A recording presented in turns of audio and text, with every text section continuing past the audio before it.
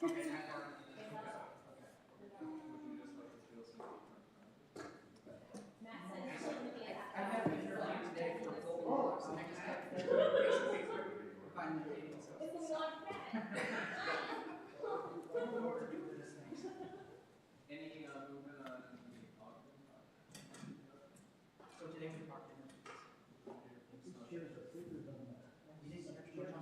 these new? Yeah, there was some green, green leather before. If I was gonna stay chair, I was gonna request one of those silver ones from your office. The gray ones. You have a nice one, Pete? Oh, and we only have these overstuffed, like a light blue leather with their banker furniture, with nothing to put in. They moved out, we moved in, and they said, we don't want this, and we said, just leave it, we'll probably use some of your old furniture. Yes. They're so old fashioned, it's like cool. They have that 5 seats on deal. Oh, yeah. But they, classy. Classy in their own way. Yes. We have one bit. I am ready.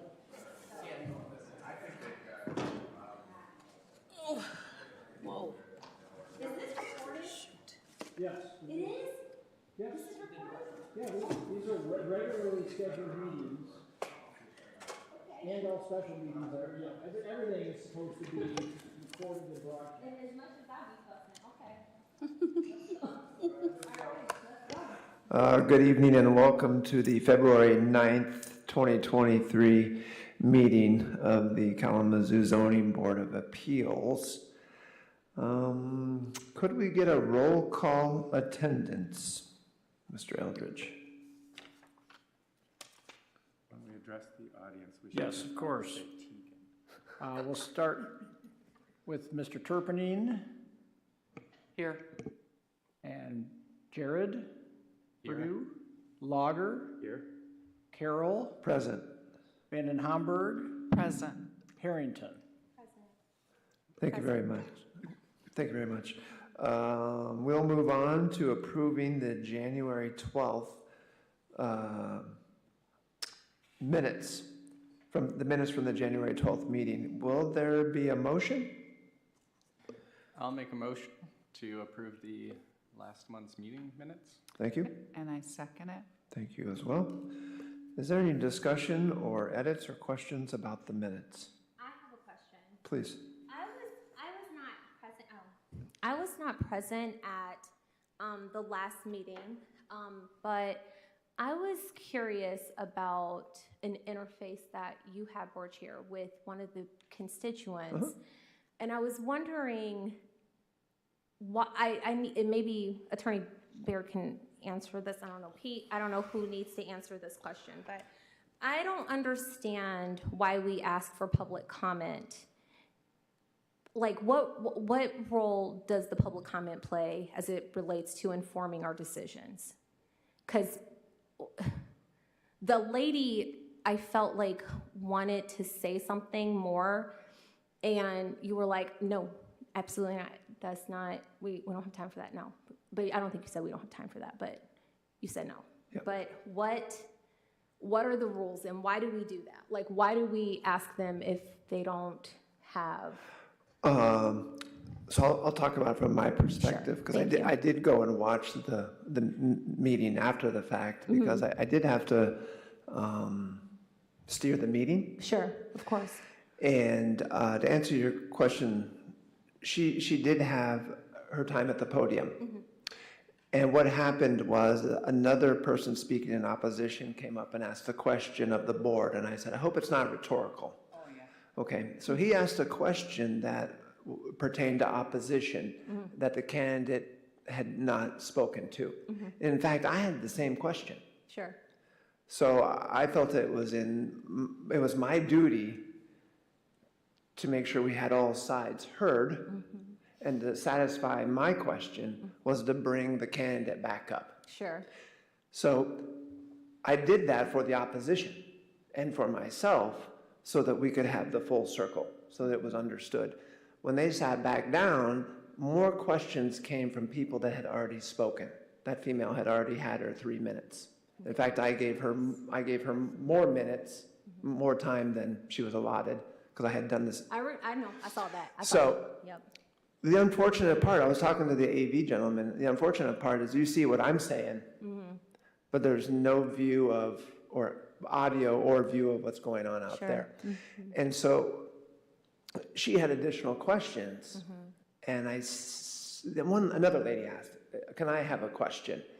And I said, unfortunately, that's not how it works. Okay. Because I had offered everybody to come up and speak both in opposition and in favor.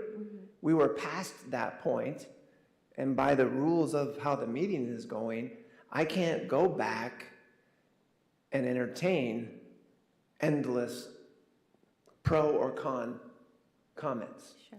So I said, unfortunately, that's not how it works. And she kept going and said, why did you, even though I had brought the candidate back to the podium to satisfy opposition questions or to give that information, Yeah. she didn't see it that way. She saw it as, I gave them more time. What I was trying to explain is it's in my purview, it's my job to run the meeting, keep it sane, and to be fair.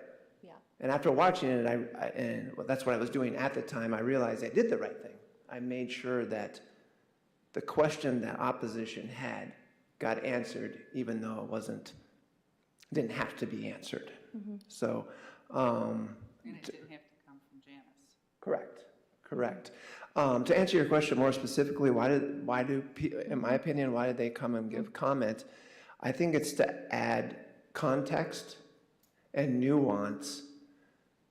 We can see things on paper and we can go view them and we can listen to the applicant, but it's always painted in their light. And I think having both sides starts to paint a better picture for me of things I didn't understand or didn't know I didn't know about the case before they spoke. Yeah. I don't know the official attorney answer to why we have opposition and I think we know I'm in support of the constituent voice. without a doubt. Right, but I just feel like when we on this board, the way that I've experienced the board and even watching that interface, and I appreciate what you said. I think that makes complete sense. Thank you for that. But it feels like a lot of times that like the constituent voice is not like considered, like is it a 80-20? Is it a 50-50? Like whose voice gets prioritized in the context of the conversation and the framing of the meeting? I just would like to be clear about that, and I think it would be fair for the constituency to know, because sometimes when they come in with heavy opposition, they are still, like, we still vote as a collective in support of projects.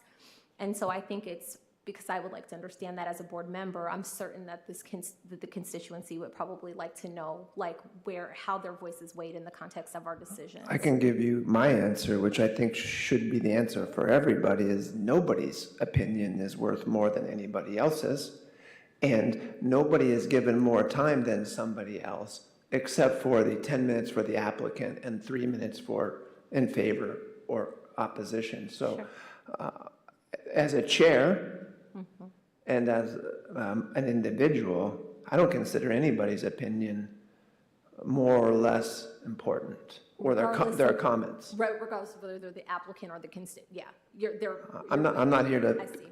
I guess we're here to vote, but I'm not here to pick sides. That's not why I'm here, or we're here. Thank you. So I hope that's came across in my execution of the meeting. Thank you. You covered that nicely. The only thing I was going to add is that that Robert's rules structure is in place because we had one application. We could have 4 applications on the agenda and a whole gallery full of folks. And so we need to be able to administer that public hearing process fairly, give everyone that wants to speak their 3 minutes to speak for or against the request. And and then after that public hearing is closed, then it's up to the board chair, whether anybody else gets to speak or not. And that's the, that's the process. And so I thought that Chair Carroll did an excellent job at the last meeting. That was, a difficult situation, but it was handled, per the, the Roberts rules. I wish, yeah, and sorry to interrupt, I wish she would have had 10 minutes myself. She had a lot of ground to cover. And what I learned from that is if I'm ever in that position, I need to have my 3 minutes really buttoned up in terms of what I'm going to say so that it's concise and I can get it done in 3 minutes, because 3 minutes is not a lot of time. And then they can also write and like, they can write their. They Absolutely. can write letters in, and that's Absolutely. another way too. And we see all of that. Yep, and we can see that, and then they can just supplement their I think that's a letters. very good point, is Yeah. to get your thoughts in Yeah. a calm moment, articulated Reduced to in writing. paper, Yep. sure. And then you're just hitting the highlights Yeah. in your 3 minutes. Yeah, That's a very good point. Yeah, all right, thank you. Yeah, if I could add one more thing. So the public hearing notice that goes out has my phone number and my email address. So as long as they put it in writing, I forward it to the board, whether it's a letter comes in Yep. or an email form. I just can't take telephone comments and transcribe them and forward that to the board. They've got to provide it in writing. Sure, But anything I get, I relay to you, the board members. yes, thank you. Thank you. So this discussion was about last month's minutes. We've had a first, a second, and we've had comments and questions. Are there any other edits or questions about the minutes? Very well. Those in favor of approving the January 12th minutes as written, please signify by saying aye. Aye. And those opposed, the same. The January 12th, 2023 minutes have been approved by the board. The next agenda item is public hearing. We have no cases tonight, therefore we will not have any public hearings. The next item of business is reviewing the Zoning Board of Appeals candidates interviewed on February 7th, 2023. I have things that I could say, but I don't need to talk the whole meeting. Would Beth or Matt have anything to say about any of the three candidates that would foster a discussion so that we could work towards a motion approving some of those members, those candidates?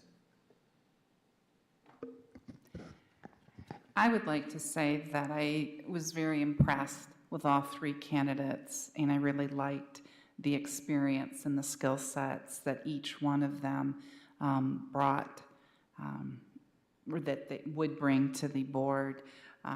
Tony McReynolds has a strong background in community service and advocacy, and he has his bachelor's degree in social work.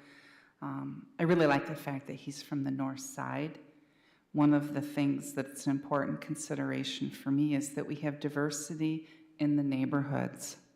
I think the people that are living in the neighborhoods and that are driving there frequently are the best folks to get impact from our constituents and to really see, have a finger on the pulse, so to speak.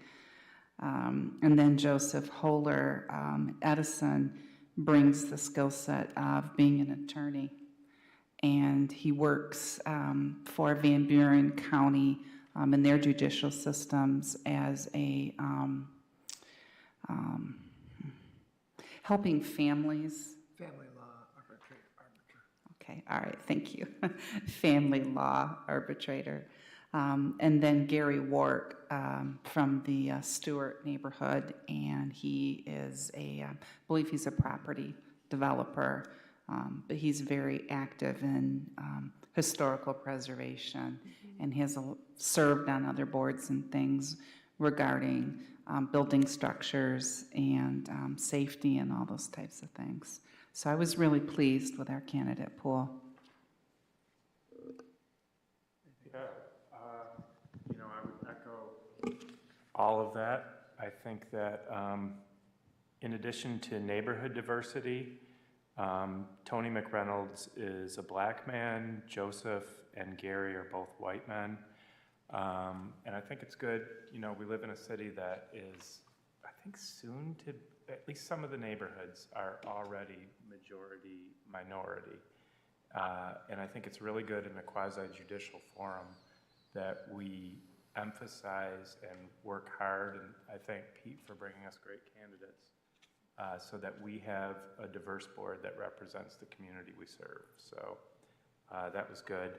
I think each candidate also talked a little bit about sort of their decision-making process. Tony talked about having experience in sort of heated situations. He works at Ministry with Community, you know, where he has to sort through the facts. Pete did a good job of bringing that out. Joseph Holler, his day job is making decisions as a referee in family court, so I think his experience will be super valuable. And Gary Work has served on, it sounds like a number of boards over the years at the city, and does have, I gather, some real estate experience too. All excellent candidates in my opinion. I concur with those comments and want to thank Mr. Eldridge for working so hard to bring good candidates to us. Would either of you be inclined to make a motion to add any of these candidates to our board? Or make a motion to recommend any of these candidates, any or all of them, to the city commission for appointment to this board? Yeah. I make a motion that is a recommendation that all three of these candidates have a position on the board, and we're also looking for an alternate. So one of these three would be an alternate. We should specify, so we're going to have two regular seats opening up, and then we have two alternate seats. So two of these individuals can fill those vacant regular seats. One would be the alternate, and we should specify in this recommendation for appointment. Thank you, Mr. Eldridge. If I understand correctly, Mr. McReynolds replied indicating he would act as alternate if asked. Yes. Thank you. Beth, would you be willing to make your motion more specific?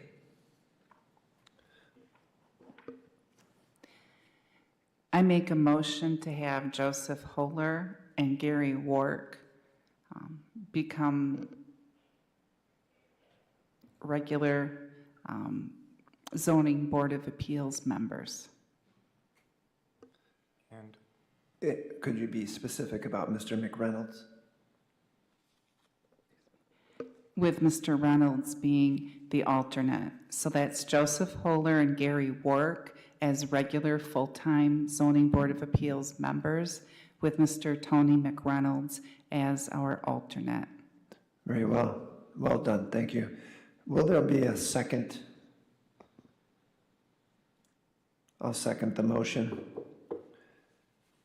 We have a motion, Mr. Eldridge, on the table to accept all three. Would you conduct a roll call vote? I sure will. We'll start with Mr. Turpinning Yes. and Burdew, Yes. Lager, yes, and Carroll, Yes. Vanden Hamburg, Yes. Harrington, Yes. Thank you. These three members will be recommended by Mr. Eldridge to the City Commission for addition to our board. I wanted to thank Mr. Eldridge, Beth, and Matt for coming to those interviews and adding service time to their week. Thank you. The second piece of business is election of the Zoning Board of Appeals officers.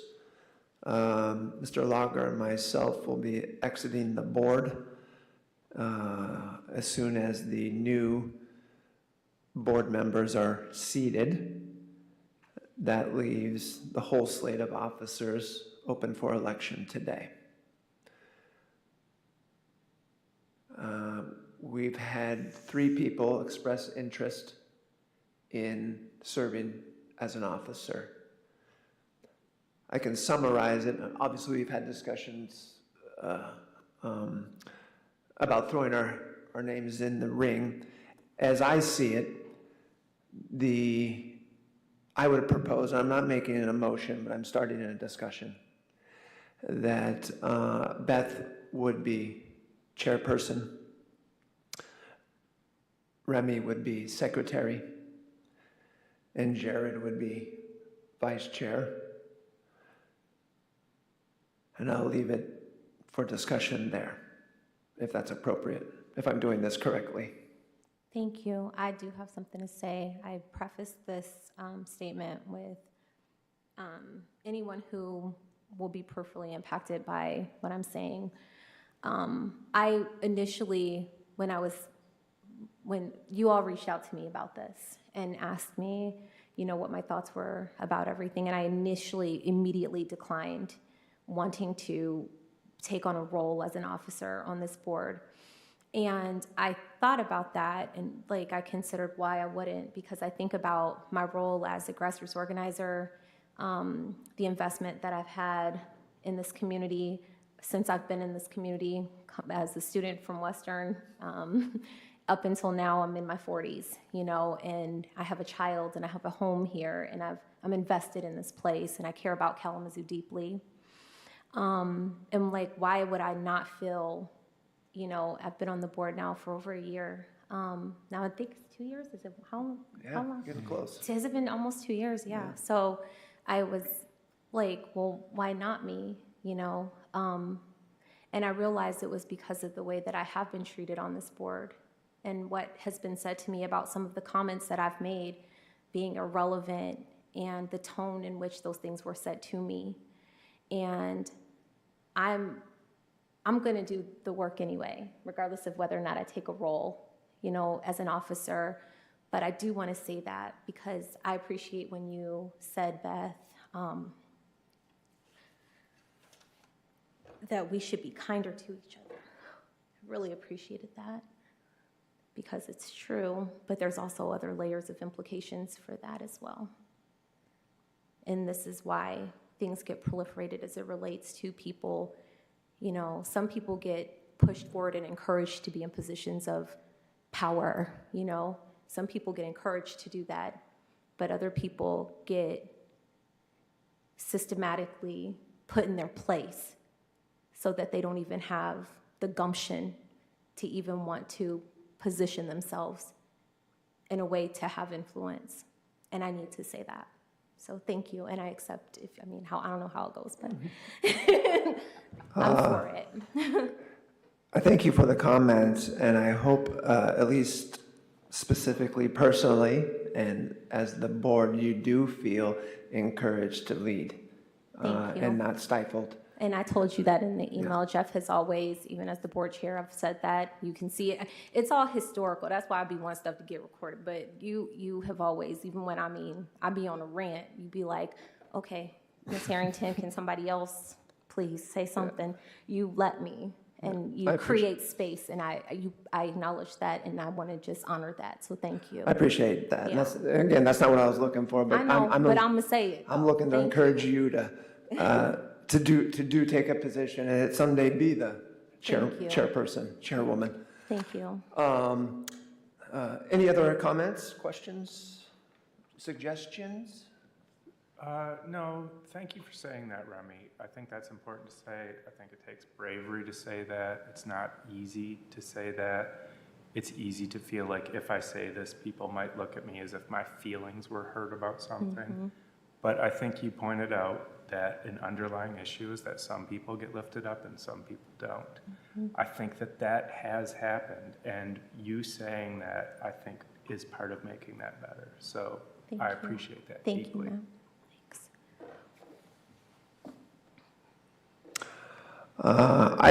I started the discussion with a potential slate. I'd prefer not to make the motion for the slate.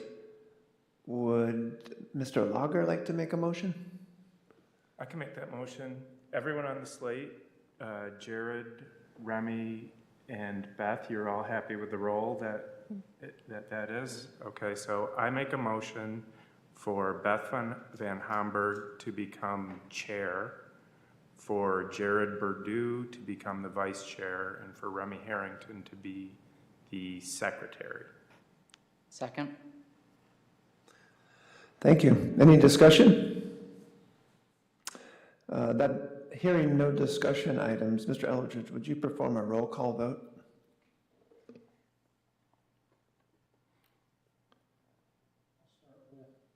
Excuse me, Ms. Harrington? Yes. It feels kind of weird. Sorry, yes. Vanden Hamburg? Yes. Carroll? Yes. Lager? Yes. Burdew? Yes. And Turpinning. Yes. Congratulations to each of you on your new board on your new board officer appointments. I have full faith and confidence in you, and I know you'll perform exceeding our expectations, but I think also your own. And my only advice is most of life is confidence-based, and doing the finding of fact, chairperson, secretary, whatever it is on this board, for me, I guess it's easier to say because I've done it, but I think everything is confidence-based, and not one of you lacks any skills or ability to do it. So you'll do great. Thank you. Yeah, thank you. All good. Yeah. So that concludes board action items tonight. We still have item F, which is reports, the 2022 Zoning Board of Appeals report. Mr. Eldridge? Thank you. And I will not belabor this, but it's important each year that we go through and look at the past activities of the board. So again, this is reviewing the 2022 year.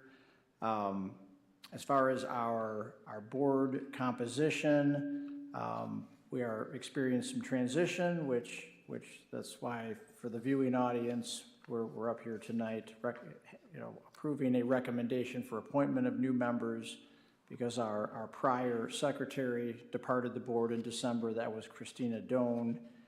And Mr. Carroll is leaving the board, and Mr. Lager is also departing due to term limitations. So, so there's quite a bit of movement, but I'm very excited about the core group of 4 that I have and these new board members that we'll be bringing on. I think it's going to be a new day, and you'll have some new board members to get to know, which is always exciting too. So I just want to thank Jeff for his service to the board. Facts. Done a great job, and also Matt. Facts. Both as chair and prior chair. And also, as far as other changes and so forth and reappointments, so Jared Burdew was appointed to a regular seat as of the February 6th City Commission meeting. So that's, for anybody that's seen the lineup of board members, that's Jared is a regular member now, and that's what makes him eligible to be an officer as well. Jeremy Turpinning has agreed to be reappointed for another term as his term expires March 31st of this year. Wow. So we appreciate you staying on with us, very much so. Okay, so as far as some of the initiatives that were undertaken in 2022, the first item was as the finding of fact was brought up, a lot of work was done to revise the finding of fact form and to provide some keywords, key phrases to help in the completion of and preparation of the finding of fact. And I just want to give Attorney Bear a shout out for his efforts on that. He was a big part of updating the finding of fact sheets that we're now using. In addition to that, we also created a natural features protection review criteria sheet that's separate from the dimensional variance review criteria. And because there was some confusion of what were the applicable standards, so we've separated that out. And as far as the rules of procedure for the Zoning Board of Appeals, there was one amendment made last year, and that was related to the public comment period, where it's 3 minutes per person. And looking at, just in brief, changes in activity between 2022 and the prior year, we did approve more use variances. 5 more use variances were approved than the prior year. We had temporary use approvals, where the prior year we didn't have any temporary use approvals that came before the board. And then natural features protection variances, there was actually 2 applications. Each one had 2 separate variances on them. So, so there was more natural features protection review variances that we got into. And then as far as the, this grouping of 10 use variances that came before the board, was there any sort of connection between many of those? The only common theme is many of them were related to housing. We had a use variance related to a bed and breakfast with it was a duplex, and so the owner lived in one unit, was using the other unit as a bed and breakfast, which fell just outside the definition of bed and breakfast, which staff has since amended the ordinance, so that one won't be coming back again. We had the ground floor residential issue that was finally resolved with an amendment to the ordinance in the commercial community zone district, which was something that the board was seeing frequently, that there were apartment complex projects going on in that commercial community zone, and each time having those units on the ground floor necessitated a use variance. And then there was the 3400 Stadium Drive, which was a prior mobile home community in the commercial community zone that a developer who actually owns the mobile home community next door wanted to expand their mobile home community and repurpose this former area as a mobile home community again, and that would triggered the need for a use variance. Other notable ones here. We also had, and this one is still in the coming, but 235 Cooley Street, it was a use variance to allow a parking lot on the corner of Westnedge and Cooley, and that parking lot is to serve a multi-story residential apartment building when that comes to fruition. So, just to kind of go over a lot of these use variances that the board saw and any common theme that might come up or might be obvious. And, on the second to the last page, we kind of look to see if there's any trends related to the activity that comes before the board. As far as the numbers go, there's no rhyme or reason to, some years peak at a higher number of cases than others.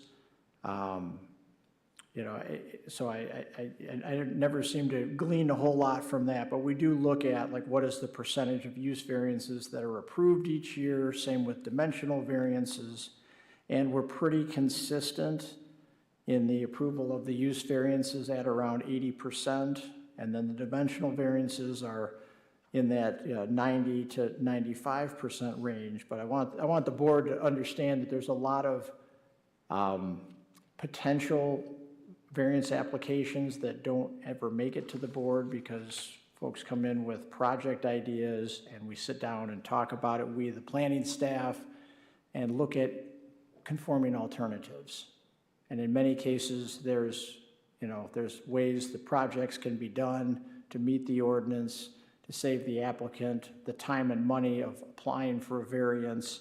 And so, you know, so yes, you know, the percentage of granting variances is high in the city of Kalamazoo, but, you know, there's a lot of, you know, work with these developers behind the scenes to try to keep their projects on track and actually move them along more efficiently versus steer them right to the Zoning Board of Appeals.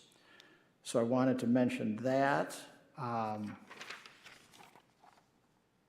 And the only other theme that came out, there was a lot of, well, there was 3 variances related to signage in residential zone districts for non-residential uses. And that is something that we have addressed more sufficiently in our sign ordinance amendments that are coming around the corner this year. But we had a dimensional variance for Hackett High School on Kilgore because they wanted to replace their freestanding sign. There's a Hamilton Law Office on Oakland Drive next to the golf course that's in a residential single dwelling district. And there is just no allowance in the current sign regulations for a situation like that where you have a non-residential use on residentially zoned property. And then the last one was a non-conforming dentist office at 437 Stone Street, which has been in operation for decades, and they wanted to update their signage, and there was no option but applying for a variance. So again, that is something that you know, we are going to rectify in our sign regulation amendments that are coming around the corner. Is there any questions for staff about last year's activity? We did a lot. That was a lot of stuff. Yeah. Yes, it was a lot. Definitely. That was a lot, city staff. I'm fussing at y'all, but that was good. I just appreciate the proactiveness, like I was here when we did those sign things, but I didn't know it was 3 of them, and I didn't know it was on your radar, and it wasn't on mine, so I appreciate that you guys are looking at that and proactively changing the code to meet the needs of the community.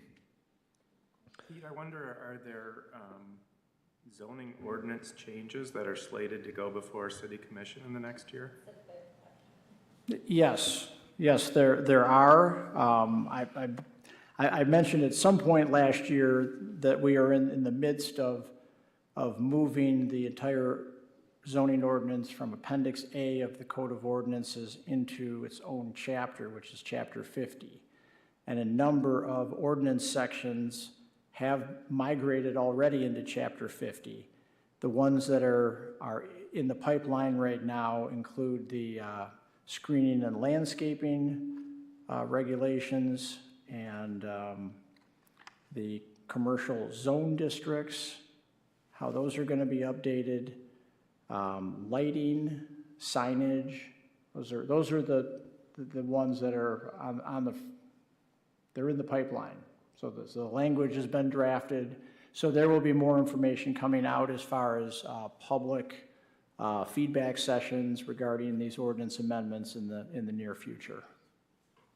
Nice, good. And this report will become a part of today's minutes. Correct. Thank you. Does anybody else have any business that's not on the agenda they'd like to ask the chair to address? Hearing no unscheduled agenda items, I just wanted to take a moment to thank Matt Lager. I've already said kudos to you guys, and I know you'll do well. I learned a lot from Matt, how to run the meeting, how to go down the middle. And Matt and I don't always vote the same way, but it was an extreme pleasure working with you and teasing out these cases together. I did learn a lot. Thank you. I appreciate it, and thanks for your service. If there's nothing else, I want to say something to y'all too. all right. I just want to thank you, Jeff. I already told you why I'm grateful for you. And I feel really sad that Matt's leaving because he has been so profoundly impactful about the way that I interpret this board, the responsibility of this board, the rights attached to this board, and the framing for my participation on the board. And he is a brilliant thinker, and we are truly, and I don't always vote like Matt either, as you know. But I am so grateful for our time together and just your friendship and being a colleague and all the things. And I hope that you consider doing another constituent board, because you are an asset to this community, you and your beautiful family. And I just think you're wonderful. So thank you for everything you've poured into me. You've helped me quite a bit. Thank you, Remy. Yep, of course. After that, I don't think I should come back for March, Pete. I mean, I'm leaving on a high note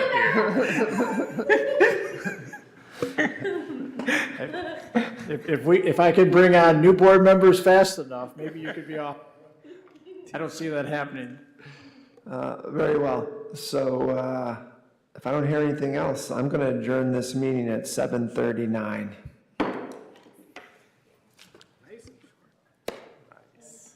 About time you had a short meeting.